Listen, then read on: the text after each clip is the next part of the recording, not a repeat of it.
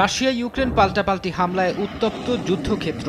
খার্কিভে ব্যাপক হামলা চালিয়েছে রুশ সেনারা। এতে অঞ্চলটির একটি সুপারমার্কেট ও আবাসিক এলাকায় ক্ষয়ক্ষতি হয়েছে। ইউক্রেনীয় বিমান প্রতিরক্ষা বিভাগ জানায়, রাশিয়া এক রাতে প্রায় ৮০টি ড্রোন দিয়ে হামলা চালায়, যার মধ্যে ৫১টি ভূপাতিত করার দাবি করেছে কিয়েভ।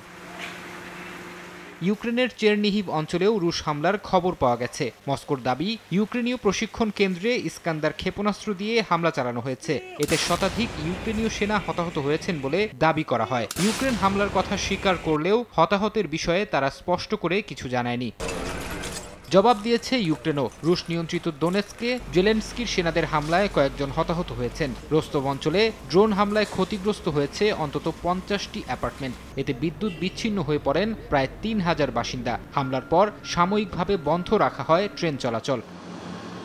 এদিকে যুদ্ধ থামাতে রুশ প্রেসিডেন্ট ভ্লাদিমির পুতিনকে ১০ থেকে ১২ দিনের সময় বেঁধে দেওয়ার ট্রাম্পের হুঁশিয়ারি গুরুত্বের সঙ্গে দেখছে মস্কো। তবে রুশ পররাষ্ট্র মন্ত্রণালয়ের মুখপাত্র মারিয়া জাকারোভা জানান, রাশিয়া নিষেধাজ্ঞা মোকাবেলায় অভ্যস্ত এবং সেগুলোকে কখনো কখনো কৌশলগত সুবিধায় রূপান্তর করা হচ্ছে। তবে এসব পদক্ষেপ বৈশ্বিক অর্থনীতিকে ক্ষতিগ্রস্ত করছে বলেও মন্তব্য তার।